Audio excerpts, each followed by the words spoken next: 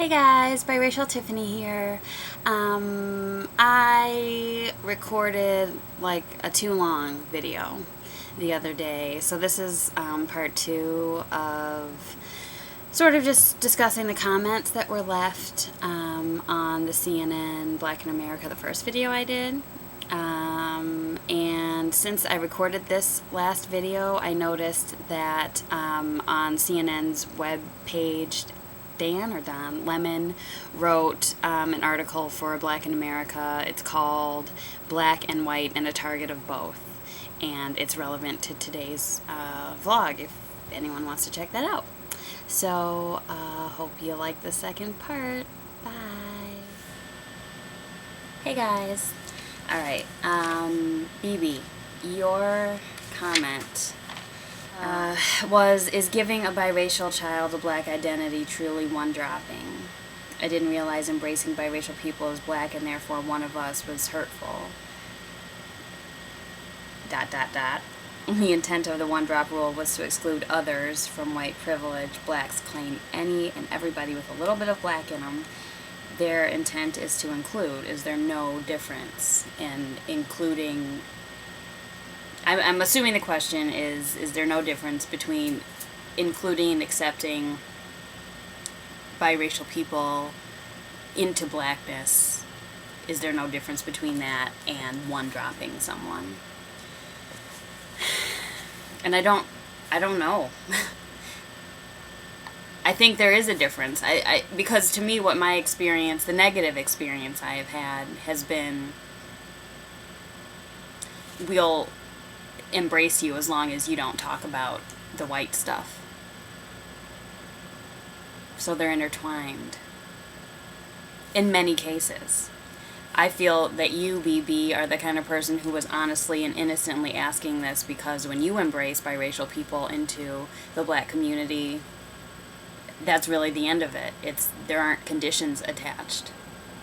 But I don't know if you've read any of the hateful comments or seen the hateful videos directed not only toward me at all, but there are just videos on YouTube, like people touting hybrid degeneracy theories from 1850 about how we're, genetically, mentally, morally inferior. And I have to say that it's mostly black people that make those kind of comments. And it really only takes having one encounter like that in your own personal life. I don't really care what people write to me on YouTube. Who are you? But, quick example. Hope it's quick. A couple years ago, I was at a friend's rooftop party in the city, and it was, not like some fancy apartment, but it was a pretty cool roof, and cool people were there, and I was excited to meet her friends that I didn't know, someone that I worked with, a white person.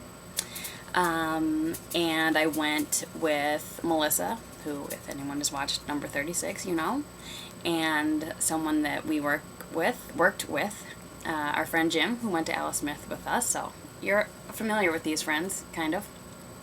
Anyway, we get up there, we've met a couple new people, we're sitting there talking, and aside from myself, I was probably the only black female there, but there was a group of 3 or 4 black guys, and I saw them sort of looking at me and, clearly having a conversation that I was somehow a part of.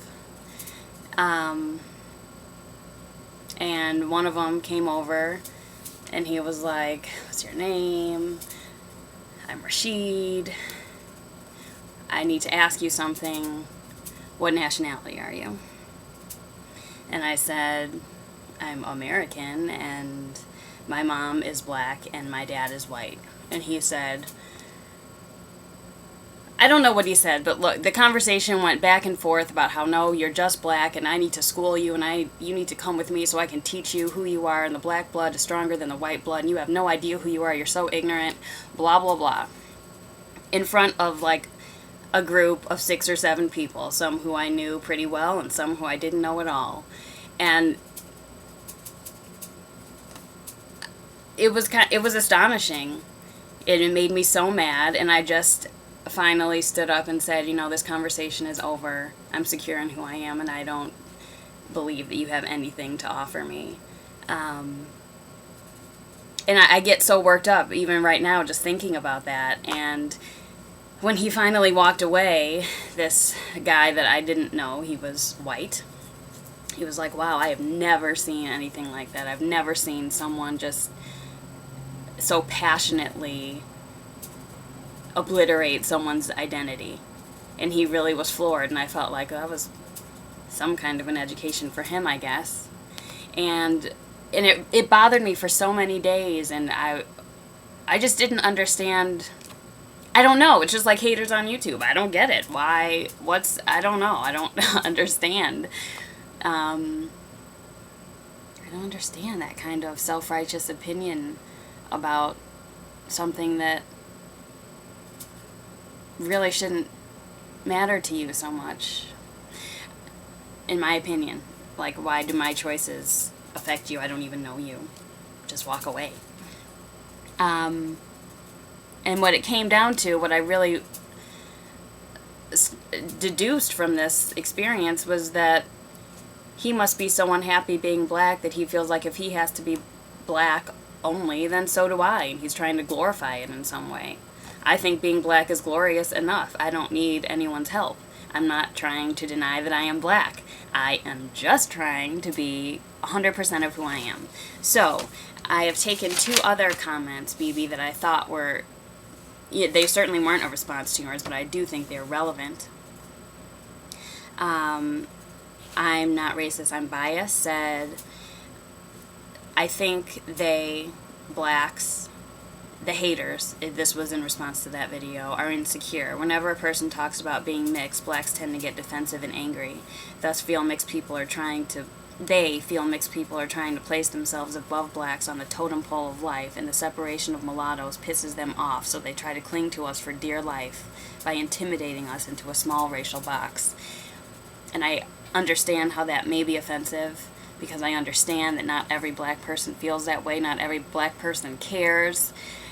You know, the spectrum of opinions on this is very wide, but this is what we're addressing when we talk about these things and why one dropping is hurtful, harmful, not because it's never harmful to be embraced by anyone, but the conditions of the embracing are harmful. And, you know, as much as people like to think that it's just some tragic mulatto cry of, oh, black people don't like me, it happens. It happens here and there. There are sprinklings of it. But those are big moments. That's all I can say. I don't watch Dr. Phil very often anymore, but he always says, you know, it takes 1,000 positive comments to counteract or to, you know, even out the one negative thing. Like, he usually tells parents this about berating their children. But, you know, and because we're generally one-dropped in some way, I've said it before, we expect that the black community will embrace us, but not with so many conditions and stipulations. I don't embrace black people with conditions. I don't say to black people, if you don't acknowledge my whiteness, I can't embrace you. That's on you if you want to or not, but don't try to, you know, make me ignore half of myself.